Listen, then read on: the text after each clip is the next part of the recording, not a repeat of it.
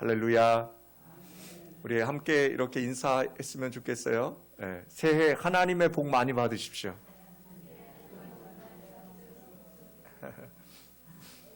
예. 우리 다시 한번 인사할까요? 잘 오셨습니다.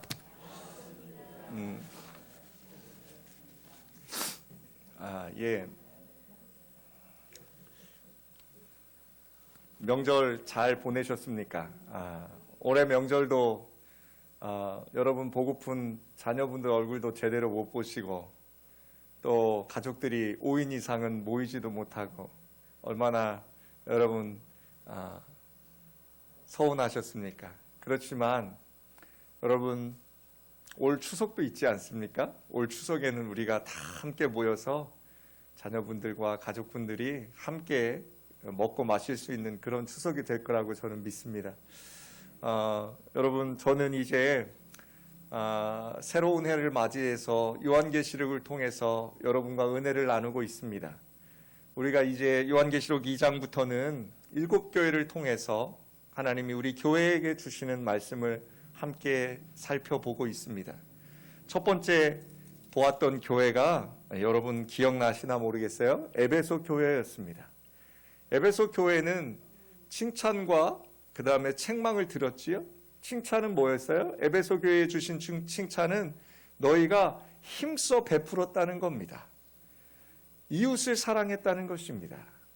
그리고 힘써 연보했다는 것입니다. 하나님께서는 이 어려운 시대에 힘써서 이웃을 사랑하는 에베소 교회를 칭찬하고 계셨습니다. 그러나 그들에게 책망할 것이 있다 하셨습니다. 다른 것이 아니라 너희의 첫사랑을 버렸다라고 얘기했습니다. 여러분 첫사랑이 뭐라 그랬어요? 우리가 하나님을 사랑하고 이웃을 사랑하라는 이 완벽한 계명을 지키는 게 첫사랑이에요. 그런데 이 첫사랑을 잃어버렸어요. 누구는 하나님을 사랑한다고 하면서 이웃을 사랑하지 않습니다. 어떤 이는 이웃만 사랑하고 하나님 사랑이 빠져 있습니다. 여러분 그러면 안 됩니다. 첫사랑은 이 두 가지를 뭐 하는 거예요? 회복하고 지키고 끝까지 가지고 가는 겁니다. 자, 그러면서 저번 주에 우리가 이제 서모나 교회를 함께 살펴봤습니다. 소아시아 7교회 중에서 책망받지 않은 2교회가 있습니다. 그 2교회 중에 첫 번째가 바로 서모나 교회였습니다. 서머나 교회에 하시는 말씀은 뭐였어요? 칭찬이 뭐였어요? 네가 뭐 했다는 거예요?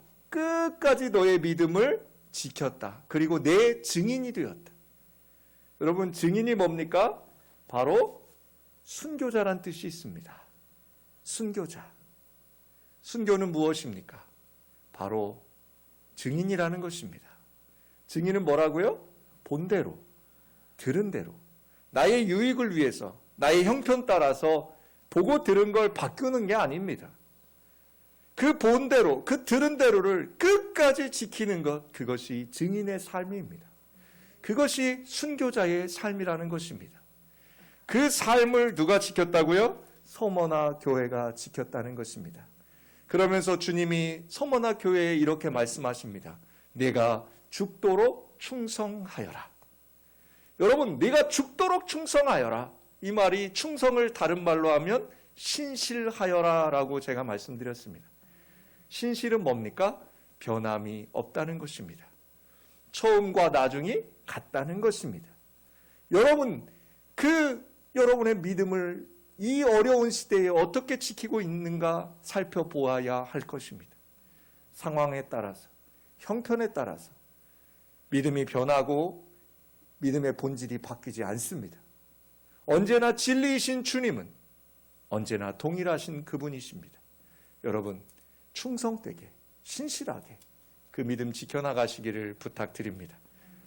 오늘은 세 번째로 버가모 교회에 보내는 말씀에 대해서 살펴볼까 합니다. 여기 오늘 말씀의 제목이 뭐죠? 여러분 한번 읽어볼까요? 시작. 그러나 책망할 것이 있으니입니다. 그러나라는 전치사가 붙으면 뭐죠? 앞에 잘했다는 거예요. 앞에 칭찬이 있는 거예요. 그리고 뒤에 뭐가 있는 거예요? 이제 책망이 있다는 거예요. 그러나 책망할 것이 있으니. 사랑하는 여러분, 먼저 12절에는 버가모 교회를 향해서 말씀하시는 예수님이 나타나 있습니다. 자, 우리 12절 다 같이 한번 읽어볼까요? 12절. 자, 시작. 버가모 교회의 사자에게 편지하라. 좌우에 날선검을 가지신 이가 이르시되 라고 합니다. 먼저 여러분, 버가모가 어떤 곳이냐? 지금의 터키고요. 소아시아, 그 터키 지역에 있는 7개 교회 중에 하나였습니다. 또 이 버가모는요, 저번 주에 우리가 봤던 서머나 교회가 어떤 도시였냐면 황제 숭배 사상의 시조예요. 시조. 그 교두보예요. 황제 숭배 사상이 서머나에서 씨가 뿌려지고 싹이 났다면 그 황제 숭배 사상이 꽃이 피고 열매 맺는 곳이 바로 이 버가모 교회였습니다. 버가모 지방이었습니다. 그리고 이 버가모 지방에 유명한 것이 뭐였냐면 바로 여러분, 의사가 될 때 하는 선서가 있습니다. 이 선서가 히포크라테스 선서인데요. 이 의학의 아버지 히포크라테스가 다니던 의과 대학 아스클레피온이라는 곳이 이 버가모 지방에 있습니다. 그렇듯 고대 근동에서는 이 버가모가 어떻겠어요? 의학의 중심지였습니다. 거기다가 또 그 당시 가장 큰 도서관이 이 버가모에 있었습니다. 그러니까 한번 여러분 생각해 보세요. 의학이 발달했죠. 도서관이 있으니까 뭐가 많겠어요? 학문이 발달하겠지요. 또 황제 숭배 사상이 굉장히 꽃이 피고 열매 맺는 지역이었기 때문에 뭐가 있겠어요? 신전이 많습니다. 로마에 보면 여러분 그 여러 가지 신이 있잖아요. 그 신화. 그 중에 로마의 신화 중에 가장 대장신이 있죠. 제우스 신이 있잖아요. 제우스 신전이 아직도 이 버가모에 남아 있다고 합니다. 그럴 정도로 이 버가모라는 지역은 다양한 우상들, 신전들, 또 뭐가 있었겠어요? 굉장히 많은 돈, 권세, 그 다음에 또 향락, 이런 것들이 발달한 도시가 이 버가모 지역이었다는 것입니다. 그런데 여기 주님께서 버가모 교회를 향해서 이렇게 이야기하십니다. 좌우에 날선검을 가지신 이가 이르시되라고 합니다. 여러분, 날카로운 양날칼, 여기 날선검이라는 것이요, 양날의 칼입니다. 여러분, 집에서 쓰는 부엌칼은 칼날이 한쪽만 나 있잖아요. 양쪽으로 안 나 있잖아요. 그러면 집에 있는 부엌칼은 주로 쓰는 용도가 뭐예요? 자르는 용도입니다. 그런데 한쪽 날개까지 있는 양쪽에 날이 선 칼은요, 주로 찌르는 용도입니다. 그러니까 여러분, 이 양날 칼이라는 의미가 뭐예요? 날카로운 양날 칼이라는 의미는 자르고 찌른다는 거예요. 버가모 교회의 사자에게 편지하라. 좌우에 날선검을 가지신 이가 이르시되. 이 자르고 찌를 수 있다는 게 뭐냐면 이 칼을 가지신 이가 누구냐면 바로 예수 그리스도를 비유하는 말입니다. 즉 여러분, 하나님의 말씀에 어떤 역할이 있어요? 우리의 심령과 폐부를 어떻게 해요? 찌르고 또 뭐예요? 자릅니다. 하나님의 말씀을 들을 때에 여러분들의 그 심령 속에 떨림이 있고 하나님의 말씀 가운데 여러분들이 그 말씀을 아멘으로 순종한다면 예수 그리스도가 역사하고 계시다는 거예요. 사랑하는 여러분, 그리고 여기서 칼을 묘사한 이유가 있어요. 버가모 지역에 가장 추앙받는 신이 가지고 있던 상징물이 바로 이 칼이었습니다. 그래서 버가모의 상징물, 도시의 상징물이 칼이었다는 겁니다. 무엇을 의미합니까? 너희들이 믿는 그 칼, 권세, 의학, 로마의 황제, 다른 신이 아니라는 겁니다. 그 칼의 주인은 누구라는 거예요? 예수 그리스도라는 것입니다. 그걸 버가모 교회에게 말씀하고 계시는 것입니다. 그러면서 13절과 15절에 이제 내가 알고 있다라고 말씀하십니다. 우리 13절과 15절을 함께 살펴보겠습니다. 합독합시다. 내가 어디에 사는지를 내가 아노니 거기는 사탄의 권자가 있는 데라. 내가 내 이름을 굳게 잡아서 내 충성된 증인 안디바가 너희 가운데 곧 사탄이 사는 곳에서 죽임을 당할 때에도 나를 믿는 믿음을 저버리지 아니하였도다. 그러나 내게 두어 가지 책망할 것이 있나니 거기 내게 발람의 교훈을 지키는 자들이 있도다. 발람이 발락을 가르쳐 이스라엘 자손 앞에 걸림돌을 놓아 우상의 제물을 먹게 하였고 또 행음하게 하였느니라. 자, 여기 지금 여러분 예수님은 먼저 버가모 교회를 칭찬하십니다. 13절이죠. 13절에 보면 그 칭찬이 나오는데요. 이거를 헬라어 원전에 따른 순서로 읽어보면 이렇습니다. 내가 아는 것은 이게 먼저 나와요. 내가 아는 것은 내가 거주하는 곳 사탄의 왕자가 있는 곳이다. 이렇게 순서가 되어 있어요. 원래 성경에는. 버가모 교회가 거주하는 곳과 사탄의 왕자가 있는 곳은 동격 관계입니다. 그러니까 뭐 동일하다는 거예요. 버가모는 곧 누구요? 사탄의 왕자가 있는 곳이라는 뜻이에요. 따라서 이 버가모가 황제 숭배가 굉장히 강력하게 시행되는 곳이었는데도 버가모 교회가 어떻게 하고 있다는 거예요? 잘 버티고 있다는 것입니다. 아주 잘 견뎌내고 있다는 것입니다. 그리고 너희들이 그 믿음을 지키기 위해서 수고하고 정말로 피 흘리고 배고프고 그 헌신하는 걸 내가 뭐 한다? 안다라고 말씀하시는 거예요. 사랑하는 성도 여러분, 얼마나 좋겠어요. 예수님이 여러분들이 기도하실 때에 사랑하는 윤희야, 내가 알아. 네가 그렇게 하는 거 내가 알아. 여러분, 우리가 세상 사람 날 몰라줘도, 세상 사람 날 몰라줘도 누구만 아시면 돼요? 아니, 주님만 아시면 되잖아요. 세상 사람은 몰라줍니다. 여러분,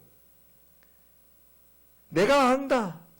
이걸 예수님은요, 첫 문장에 넣으셨어요. 내가 안다. 예수님께서는 자신의 백성들이 어떤지 아세요. 여러분이 지금 어디가 불편하신지, 어떤 생각하고 있는지, 여러분이 지금 누구를 바라보고 있는지, 예수님은 저와 여러분의 뭐까지도 세신다고요? 머리털까지도 세시는 분이세요. 그 예수님이 저와 여러분을 모르겠어요? 잘 알죠. 그래서 시편 기자는 뭐라 그래요? 나보다 나를 더 잘 아시는 주님이라고 표현하죠. 나보다 나를 더 잘 아시는 그 주님이 여러분과 저를 알고 계신데, 근데 왜 우리의 고난은 끝나지 않을까요? 왜 우리의 이 어려운 형편은 멈추지 않을까요? 왜 이 머리 아픈 일들은 계속해서 생기는 걸까요? 왜 우리 사랑하는 교우들이 아파서 입원해야 되고, 아파서 쓰러져 있어야 되고, 왜 우리 교우들이 그 시험 속에서 일어나지 못하고 예배에 오지 못하고 있을까요? 주님은 자신의 백성들을 이처럼 사랑하시지만 그 어려운 환경에서 빼내주시지 않았습니다. 예수님께서 요한복음 17장에 보면 최후의 만찬에서 그 제자들을 향해서 이렇게 말씀하십니다. 내가 아버지께 비는 것은 그들을 세상에 데려가는 것이 아니라 악한 자에게서 지켜주는 것입니다.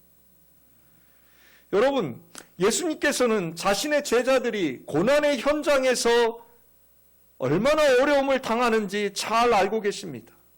하지만 그들을 빼내서 안전한 곳으로 이동시켜주는 것이 아니라 그들이 그 어려움 속에서 예수님의 이름을 붙잡고 예수님을 믿는 믿음을 저버리지 않고 끝까지 그들이 주님을 바라볼 수 있도록 보혜사 성령 하나님을 우리에게 허락하셨다고 말씀하셨습니다. 사랑하는 여러분, 성령 하나님을 의지하시길 부탁드립니다. 세상 사람들이 하는 얘기죠. 내 마음 나도 몰라. 그러나 여러분, 내 마음을 아시는 게 누구라고요? 주님이십니다. 그 주님이 여러분의 그 마음 가운데 함께 하신다고 하십니다. 그 성령 하나님 의지하시길 주의 이름으로 축복합니다. 성령 하나님 통해서 주님이 반드시 도와주실 것입니다. 그러면서 오늘 13절에 보면 사탄의 왕자라는 것이 나옵니다. 사탄의 왕자. 사탄의 권자, 우리 새 성경에는 사탄의 권자라고 되어 있는데 여러 가지 해석이 있어요. 그러나 가장 유력한 해석은 바로 이 버가모 총독이 앉아서 재판하던 자리예요. 뭐 황제의 신전이다, 뭐 여러 가지 해석이 있지만 여기서 사탄의 권자는 버가모 총독이 앉아서 재판하던 자리예요. 그런데 이 재판이 어떤 재판이었냐면 대부분 황제 숭배를 거부하는 그리스도인들을 불러다가 그곳에서 버가모 총독이 로마 황제의 권위를 받아서 사형 집행을 하던 장소입니다. 그 당시 다른 지역에는요, 이 사형 판결을 할 수가 없었어요. 그래서 사도 바울이 어디로 끌려가요? 로마로 끌려가잖아요, 황제 앞에. 그런데 유일하게 이 버가모 총독만은 뭘 할 수 있었어요? 사형 집행을 할 수 있었어요. 그런데 그 당시 이 황제 숭배 사상을 거부하는 게 누구였어요? 바로 그리스도인으로 개종한 유대인들이었어요. 이 유대인들을 데려다가, 이 그리스도인들을 데려다가 심판대 앞에 세우고 그 심판대에서 사형을 집행하던 그 자리, 그것이 바로 사탄의 권좌라고 할 수 있습니다. 그러면서 대표적으로 한 인물을 소개하십니다. 주님이 여기 안디바가 처형당했다고 기록합니다. 안디바가 누구인지는 더 이상 성경에 기록이 없어서 정확하게 알 수는 없습니다. 그러나 안디바는 그 당시 황제 숭배를 거부하면서 끝까지 순교했던 순교자들의 대표라고 생각하시면 좋을 것 같습니다. 사랑하는 여러분, 안디바에 대해서 예수님은 수식어를 하나 붙였어요. 뭐라고 붙여요? 내 충성된 증인. 아멘. 제가 앞서서 두 교회를 설명하면서 증인과 충성이란 단어를 설명해 드렸습니다. 여러분, 그 두 교회를 칭찬하셨던 게 여기 안디바에게 적용되고 있습니다. 충성이란 뭐예요? 신실하다는 것입니다. 죽음의 판결 앞에 섰습니다. 총독이 물어봅니다. 예수를 부인하느냐? 예수를 부인하면 너는 풀려난다. 너는 산다. 예수를 부인하지 않고 끝까지 예수를 믿겠느냐? 너는 죽음이다. 여러분, 충성된 증인은 어떻겠습니까? 그것이 죽음이라 할지라도 나는 예수를 보았고 나는 예수를 들었으므로 나는 예수를 믿음으로 그 믿음을 부인하지 않는 것입니다. 그게 누구예요? 충성된 증인. 바로 안디바. 그 안디바가 저와 여러분 되시길 주님의 이름으로 축복합니다. 아멘 하셨어요? 다 순교하시겠다고 하셨어요? 제가 더 오래 살 것 같으니까 제가 다 지켜볼 겁니다. 이런 충성된 증인 되시길 부탁드립니다. 사랑하는 여러분, 나의 증인. 주님은 이 13절에서 안디바를 향해서 굉장한 사랑을 나타내셔요. 여기서 나의 충성된 증인이라고 하시면서 또 밑에 13절 마지막 절에 뭐라 그래요? 나를 믿는 믿음을 저버리지 아니하였도다. 사랑하는 여러분, 우리의 신앙을 굳게 지켜서 저버리지 말고 날마다 그 사랑하는 주님을 증거하시기를 부탁드립니다. 그런데 14절은 이렇게 시작합니다. 우리 14절 어떻게 시작하죠? 그러나 내게 두어 가지 책망할 것이 있나니. 여기 이제 예수님은 버가모 교회를 책망하시는 내용이 14절과 15절에 나타나 있습니다. 먼저 그들을 책망하는 게 뭐냐면 발람의 교훈이라고 이야기를 하십니다. 여러분, 발람은 이스라엘 민족을 저주하도록 자신을 고용한 모압의 왕 발락을 가르쳐서 우상의 제물을 먹게 하고 음란한 일을 하도록 이스라엘을 올무에 놓이게 한 범죄한 사람입니다. 민수기에 보면 이 발람과 발락의 이야기가 나옵니다. 즉 뭐예요? 하나님을 아는 선지자예요. 그런데 그 하나님을 안다고 하는 믿음을 가지고 있는 그 선지자가 발락이 유혹합니다. 뭘로요? 이스라엘을 저주하면 내가 너에게 재물을 주겠다는 겁니다. 그 재물 앞에 무너집니다. 결국 무너집니다. 결국 무너지고 그 재물을 통해서 이스라엘 백성이 음란한 일을 하게 합니다. 여러분, 음란한 일이 뭘까요? 두 가지입니다. 첫째는 음행입니다. 영적으로, 두 번째는 영적으로 음행입니다. 육적으로 음행과 영적으로 음행이 있어요. 육체적으로는 뭐예요? 문란한 생활을 하는 것이 음행이에요. 영적으로는 뭐예요? 하나님 외에 다른 것들과 함께 사는 것이 음행이에요. 사랑하는 여러분, 그러니까 결국은 이방신들을 섬겨요. 교회 다니는 사람이 전 보러 갈까요, 안 갈까요? 예, 많이 갑니다. 예, 작년에 그 유명한 젊은 부산에 있는 무당이 간증하는 걸 제가 들었어요. 예, 입시 시즌이 되고 또 인사 시즌이 되면 한 자기 고객의 30% 이상은 다 교인이라고 하더라고요.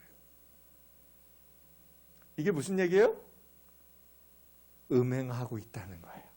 영적으로. 사랑하는 여러분, 지금 요한계시록에도 이 두 가지 의미를 모두 갖고 있어요. 음행이라는 것이.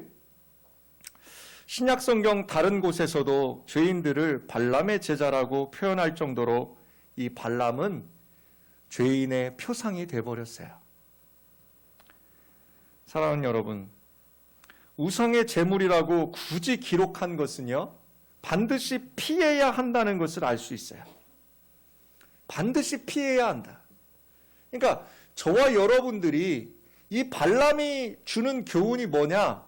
다른 것 아니라는 거예요. 영적으로나 육적으로나 음행을 반드시 뭐 해라? 피해라 이거예요.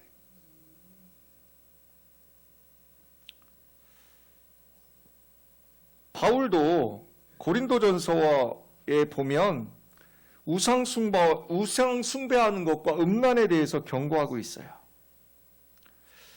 그런데 지금 버가모 교회를 책망하시는 하나님께서 왜 버가모 교회에 이것을 책망하고 계실까요?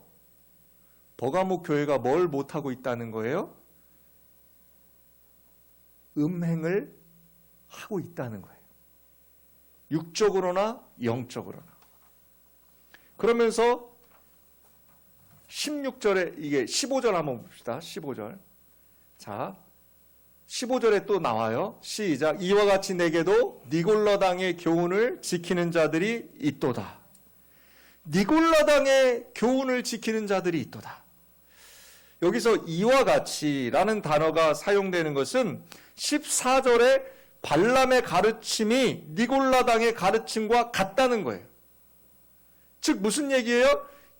이 둘 다 음행을 하고 있다는 거예요. 음행. 여러분, 그런데 13절에서는요. 버가모 교회가 예수님의 이름을 굳게 붙잡았다라고 칭찬하고 계셨어요. 그런데 여러분, 이들이 지금 잘 생각하셔야 돼요. 에베소 교회는요, 칭찬받은 이유가 뭐냐면 이 니골라당을 뭐 했더라? 미워했다라고 성경은 기록하고 있어요. 그런데 이 버가모 교회는 지금 그 니골라당의 교훈을 뭐 했더라? 지키는 자들이 있다라고 말씀하시는 거예요. 즉, 버가모 교회가 그들이 순교할 정도로 뭐가 있다는 거예요? 믿음은 지켰다는 거예요. 그런데 그 순교의 신앙은 지키면서 뭐가 안 되고 있는 거예요? 이단 사상에 빠지는 거예요. 즉 뭐예요? 음행하는 거예요. 예수를 믿는다고 믿지만 우리가 잘못 믿을 때가 많다는 얘기예요. 즉 무슨 얘기예요? 여러분과 제가 성경을 모르고 그저 여러분 믿습니다만 하고 교회를 다니면은요, 여러분과 제가 이 니골라당의 교훈을 따라가는 사람이 될 수 있다는 거예요. 즉 여러분, 지금 이 시대에 얼마나 많은 정보가 있어요. 여러분 집에서 TV 리모컨만 틀어도 수많은 정보를 접하시잖아요. 여러분 그 많이 보시는 유튜브, 젊은 사람들이 보는 유튜브, 거기에도 보면 수많은 정보들이 쏟아져 나옵니다. 그런데 여러분, 그 많은 정보들이 얼마나 많은 거짓과 얼마나 교묘하게 포장된 사탄의 계략이 거기 숨어 있는지 모릅니다. 여러분, 저는 스마트폰이 무섭습니다. 아침에 일어나자마자 스마트폰부터 봅니다. 저녁에 잠자기 전에 스마트폰을 옆에 두고 자지 않으면 불안합니다. 지금 아이들이요, 교회 오기 전에 먼저 물어보는 게 있습니다. 와이파이 됩니까? 교회 와서 물어봅니다. 와이파이 비번이 뭐냐고. 여러분, 그 스마트폰에 있는 그 수많은 정보들이요, 실은 진실된 정보, 정말로 이 성경 66권을 제대로 해석한 정보는 굉장히 드뭅니다. 신학을 전공하고 제가 신학적인 사상을 계속해서 공부해도 저도 헷갈리는, 저까지도 속을 뻔한 그런 정보가 유튜브에 널리고 널려 있습니다. 여기 지금 버가모 교회의 잘못이 과연 구체적으로 무엇이냐? 그것은 니골라당이 가르친 게 뭐냐면 우상 숭배의 축제에 참여하는 것은 단순히 문화에 적응하는 것이라고 가르쳐요. 그러니까 문화 행사라는 거예요. 여러분, 매년 퀴어 축제라는 걸 합니다. 동성애자들이 도시의 곳곳에, 중요한 곳에 모여서 동성애자들의 파티를 합니다. 특히 서울시가 그걸 굉장히 잘해요. 광화문 광장에 동성애자들이 모여서 말할 수 없는 복장과 말할 수 없는 사진과 그림을 가지고 그들이 뭘 해요? 축제를 합니다. 여러분, 그것을 서울시에서 왜 허락해 주겠어요? 문화축제이기 때문입니다. 여러분, 세상에 많은 사람들은 그것이 문화의 한 부분입니다. 그렇습니다. 그것을 저는 인정하지 않는 것이 아닙니다. 그것은 문화축제라고 할 수 있습니다. 그러나 우리가 가지고 있는, 우리가 믿는 바에 따르면 그것은 문화축제가 아니라는 것입니다. 그 퀴어 축제가 전국의 도시마다 행해지려고 할 때 그것을 반대하며 그것을 가장 규탄한 게 바로 우리 개신교입니다. 여러분, 왜 그럴까요? 왜 그렇게 고리타분하게 개신교 목사들은 그런 퀴어 축제를 반대하고 있는 걸까요? 바로 이 니골라당의 교훈을 받지 않기 위해서입니다. 여러분, 문화로 포장합니다. 또 하나님에 대한 믿음만 가지고 있으면 아무것도 문제가 되지 않는다는 투로 가르칩니다. 그리고 모든 것을 비판하지 않고 수용하게 합니다. 여러분, 제가 여기 강단에서 이렇게 선포하는 말씀을 여러분들이 상고하셔야 됩니다.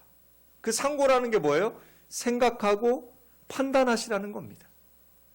여러분, 무조건 아멘, 아멘, 아멘만 하는 것은 아니라는 것입니다. 사랑하는 여러분, 오늘날도 하나님의 말씀이 문화적으로 왜곡되고 있고 우상숭배와 음란함으로 끌고 가고 있어도 분별하지 못하는 것과 다를 바가 없다는 것입니다. 여러분, 버가모 교회에 하신 질책이 뭐예요? 너희가 뭐 하지 못하고 있다는 거예요? 분별하지 못하고 있다는 것입니다. 그러면서 주님이 이제 16절과 17절에 너희는 이렇게 하라라고 말씀하십니다. 우리 16절과 17절 다 같이 한번 봉독합시다. 자, 16절부터 시작. 그러므로 회개하라. 그리하지 아니하면 내가 네게 속히 가서 내 입에 검으로 그들과 싸우리라.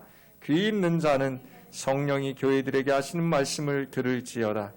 이기는 그에게는 내가 감추었던 만나를 주고 또 흰 돌을 줄 터인데 그 돌 위에 새 이름을 기록한 것이 있나니 받는 자 밖에는 그 이름을 알 사람이 없느니라 라고 합니다. 그러니 회개하여라. 만일 회개하지 아니하면 내가 속히 너희에게로 가서 내 입에서 나오는 칼을 가지고 그들과 싸우겠다.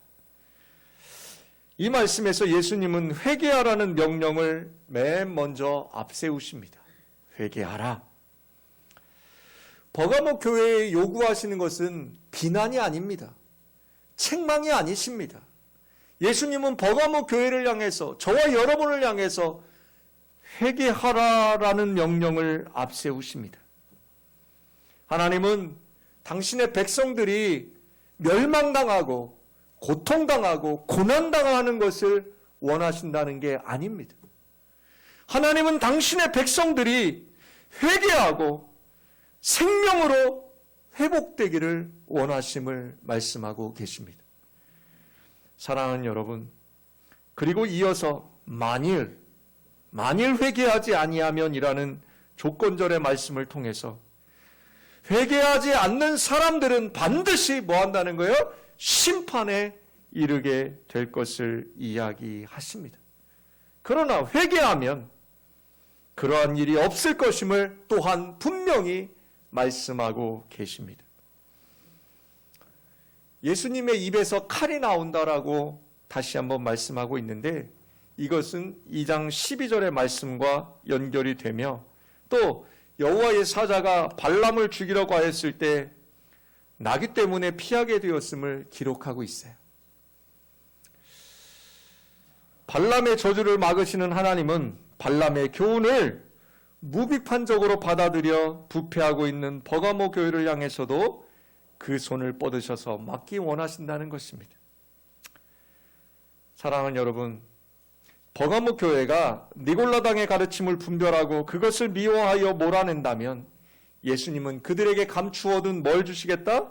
만나와 흰 돌을 주시겠다고 약속하십니다. 여기서 감추어둔 만나, 이게 뭘 뜻하느냐? 그것은 바로 구약시대의 여호와 앞에 원약궤 안에 들어있던 항아리 속에 있는 만나예요. 그런데 이 만나가 어떻게 됐는지 성경에 나오진 않아요. 그 언약궤에 보관했던 만나가. 그런데 유대 전승에 의하면 이 솔로몬 성전이 파괴될 때 예레미야가 이 언약궤를 빼앗기지 않으려고 감추어 두었고 이때 만나도 감추었으며 이게 언제 회복되냐면 그리스도께서 즉 메시아가 오실 때에 이것이 회복된다라는 유대 전승이 있어요. 그럼 여기 감추어둔 만나는 마지막 때에 있을 축제에 사용되어질 양식이에요. 무슨 얘기예요?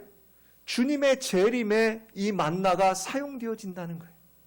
주님의 재림에. 버가모 성도들이 발람의 가르침에 따라 우상의 음식, 그 우상에 버려진 음식, 바쳐진 음식이 아니라 날마다 하나님이 공급해 주시는 만나를 의지해서 살아간다면 종말의 때에 영생의 축복에 참여하게 되는 복을 얻을 것이라는 말씀이에요. 즉 오늘 이 혼란한 시대, 이 어려운 시대를 살아가는 저와 여러분에게 하나님이 이 말씀을 다시 하시는 이유가 뭘까요? 너희가 지금 무엇을 먹고 살고 있느냐는 거예요. 너희가 지금 무엇을 먹고 사느냐는 거예요. 이제 회개하고 돌이키고 그 생명의 말씀, 매일같이 주시는 그 생명의 말씀으로 너희가 살아가라라고 말씀하고 계시는 것입니다. 흰 돌이 나옵니다. 흰 돌에 대해서는 여러 가지 해석이 있지만 가장 부합한 해석은요, 고대 재판에서 그 재판관이 판결을 내릴 때에 두 가지의 돌을 사용했다고 합니다. 흰 돌은 무죄, 검은색 돌은 유죄라는 그 돌 두 개를 사용했다고 합니다. 또 이 돌은요, 흰 돌은요, 고대에서 축제에 입장할 때 내는 입장권이었대요. 축제에 들어가는 티켓. 여러분, 이것이 굉장히 의미하는 바가 크지 않겠어요? 여러분과 제가 심판의 자리에 섭니다. 그런데 그 심판의 자리에 섰을 때 흰돌을 받는다는 거예요. 그 흰돌이 뭐예요? 무죄라는 겁니다. 무죄. 저와 여러분의 그 흠 많고 죄 많은 그 인생이 그 흰돌을 받을 때에 여러분은 그 죄가 없이 된다는 거예요. 그리고 어린 양의 혼인잔치에 뭐예요? 들어가는 입장권이 된다는 겁니다. 사랑하는 여러분, 그리고 오늘 말씀 가운데 그 돌에는 새 이름이 적혀 있다라고 합니다. 여러분, 그 흰 돌에 왜 채윤이라는 이름이 안 적혀 있고 왜 새 이름이 적혀 있을까요? 여러분과 저의 공로로, 여러분과 저의 그 업적으로 주님의 나라 가는 거 아니라는 것입니다. 채윤은 없어지고 오직 구속하신 누구마냐? 예수의 이름으로 우리는 그 하나님의 나라에 갈 수 있다는 것입니다. 사랑하는 여러분, 오늘 말씀을 통해 세상에 누구도 알 수 없고 오직 하나님과 그분의 백성인 교회 공동체만이 알 수 있는 교제를 할 수 있는 방법은 딱 하나예요. 하늘의 만나를 먹고 그 흰돌을 받는 것입니다. 사랑하는 여러분, 그분밖에는 아무도 알지 못하는 이름이 그의 몸에 적혀 있고 그의 이름은 하나님의 말씀이라고 계시록 19장에 다시 한번 나와요. 새 이름이 적힌 흰돌을 받는다는 것, 그것은 다른 게 아니에요. 여러분과 저의 힘으로, 저의 능으로, 저의 공로로 하는 것이 아니라 오직 구속하신 주님의 은혜로 저와 여러분들은 그 흰돌을 받는 것입니다. 흰돌을 받으신 여러분, 그 구속함에 예수님의 나라에, 그 하나님의 나라에 동참하시는 우리 예수의 향기 성도 여러분, 우리는 이제 그분의 나라를 향해서 한 걸음 한 걸음 나아가고 있고 곧 그분의 나라를 반드시 뵙게 될 것입니다. 오늘 버가모 교회에 주님이 하시는 말씀을 들으십시오. 그들은 엄청난 박해 앞에 순교하며 그들의 믿음을 지켜나갔지만 문화와 관용이라는 이름으로 우상 숭배와 음란한 일에 슬며시 빠져들게 하는 이들을 용납했습니다. 여러분, 저와 여러분 이 험한 세상 살아갈 때에 신실한 믿음을 가졌노라 하면서도 여러분, 우리가 문화라는 이름으로 관용이라는 이름으로 믿음을 변질시키거나 왜곡시키지는 않았습니까? 여러분, 그것쯤은 괜찮겠지. 그 정도는 괜찮아. 저는 오늘 이 버가모 교회를 향한 그 하나님의 말씀 앞에 얼마나 마음이 찔렸는지 모릅니다. 사랑하는 여러분, 여러분과 저에게 이 버가모 교인들처럼 믿음을 지키기 위해서 순교할 수 있는 신앙이 있다고 하더라도 그 작은 관용, 그 작은 틈으로 우리의 믿음은 무너질 수 있다는 것입니다. 사랑하는 성도 여러분, 이제 우리는 하나님께 범죄하였던 그런 교회가 아니라 이제 하나님께